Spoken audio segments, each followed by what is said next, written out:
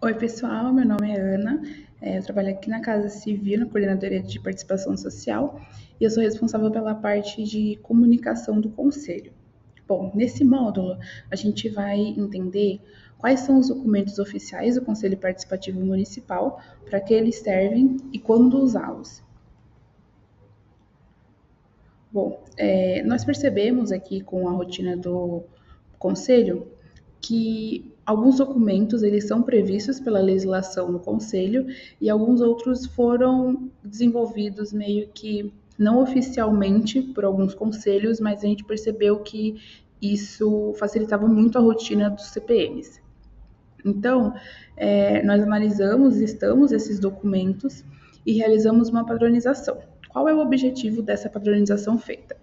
Inicialmente, ela serve para facilitar a rotina, deixar tudo muito mais dinâmico, deixar as coisas de uma forma que sejam fáceis de serem adquiridas, aquelas informações, e também para tornar tudo muito mais transparente, principalmente quando a gente pensa na transparência. Isso porque a portaria do Conselho Participativo Municipal prevê como um dos pilares ali a transparência.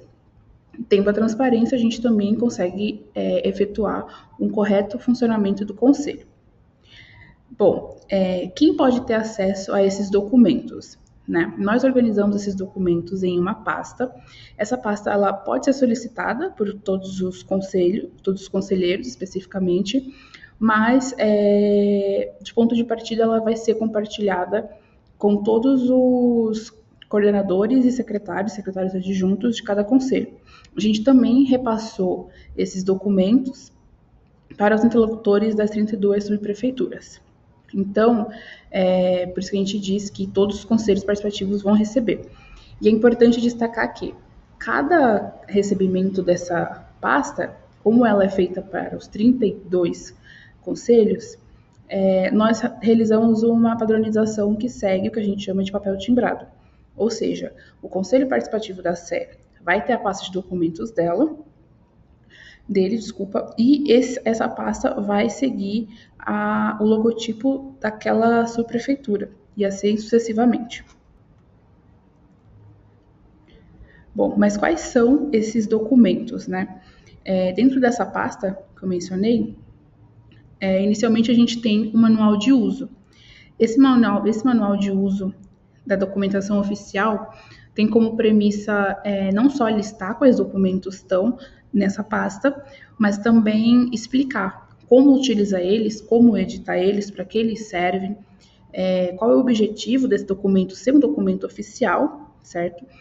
E também qual que é a normativa, qual que é o contexto que aquele documento se tornou um documento, digamos assim.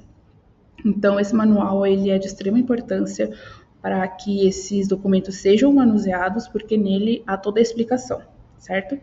Bom, nessa mesma pasta de documentos oficiais, nós temos o modelo da ata, nós temos a lista de presença, nós temos convocação, modelo de ofício, a programação anual das reuniões, nós temos também tanto o formulário de renúncia quanto o formulário de demandas. Explicando brevemente cada documento oficial, vamos lá. Primeiro, a gente está aqui falando sobre o modelo da ata. Conforme já foi visto aqui nos outros módulos, a ata ela é extremamente importante para o funcionamento do Conselho, porque é ela que registra todas as atividades. Então, inicialmente, quando se pensou em fazer uma padronização de documentos, tudo partiu da ideia da ata, porque algumas atas, a gente analisou que nos últimos anos, algumas atas elas continham muitas informações ou pouquíssimas informações. Então, para evitar esses extremos, nós criamos um modelo de ata que, com esse modelo, basta apenas substituir as informações para o contexto que está ali acontecendo a reunião. Essa padronização também, ela facilita e agiliza, principalmente essa mudança que aconteceu nesse biênio em relação à aprovação das atas. Anteriormente, as atas não eram aprovadas ainda na reunião. Então, nós recomendamos que esse padrão de ata seja seguido, porque dessa forma a criação e a escrita dessa ata ali no momento da reunião se torna muito mais fácil e evita tanto excessos quanto faltas de informações, porque novamente a ata ela é muito importante para a transparência do que está sendo dito. É nela que consta tudo que foi deliberado dentro do conselho, dentro da reunião do conselho, certo? A lista de presença ela também é muito importante, porque é através dessa lista que nós conseguimos entender quais conselhos titulares estão com falta. Então, por exemplo, um conselheiro titular que já está com muitas faltas e que deve, enfim, ser, digamos assim, entre aspas, trocado pelo suplente, é através dessa lista de presença. Essa lista de presença também nos mostra como que anda o funcionamento daquele conselho, se ele está esvaziado, se não, qual que é o perfil dos frequentadores dessas reuniões, certo? Como que está ali o dia a dia da reunião daquele conselho. Então, essa lista de presença também é muito importante. Nessa patronização realizada, nós criamos uma lista de presença que diferentes públicos sejam contemplados. Então, por exemplo, se você é um conselheiro titular, ou um suplente, ou um munícipe, ou alguma autoridade, você vai ter como preencher isso. Então, essa lista de presença ela também vai conseguir organizar e informar para quem, enfim, ter acesso a ela, qual que é o público que está ali naquela reunião. Bom, o modelo de convocação é basicamente os tópicos, como estruturar os tópicos que a reunião passará a ter, né? E esse modelo de ofício, ele não é previsto pela Constituição, pela legislação do Conselho, mas ele tem como objetivo auxiliar os conselheiros a entrar em contato com outro órgãos. Como que eu posso dizer isso? Por exemplo, às vezes os conselheiros, perceberam que eles querem conversar, na verdade, com determinada secretaria. Mas a gente identificou que alguns conselhos tinham essa facilidade de formalizar, digamos assim, esse contato, e alguns não tinham. Então, esse modelo de ofício é pensado nisso. Então, ele tem informações necessárias que vai auxiliar e agilizar esse contato com esse órgão externo ao conselho. A programação anual é basicamente um calendário onde vai ser inserido todas as reuniões.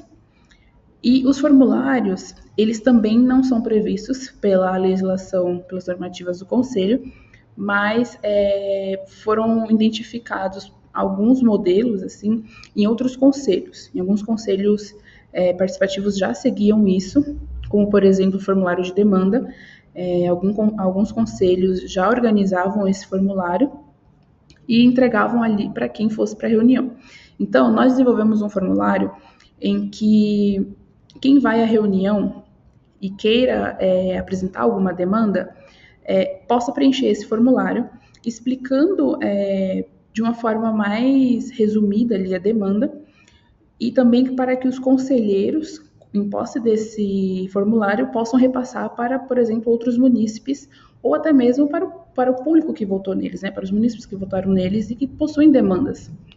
Então, esse formulário também é uma forma de agilizar os processos, agilizar as formas de arrecadar essas demandas, né, da subprefeitura e ajudar o conselheiro, ali no ato da reunião, a conseguir deliberar, por exemplo, tópicos para as próximas reuniões.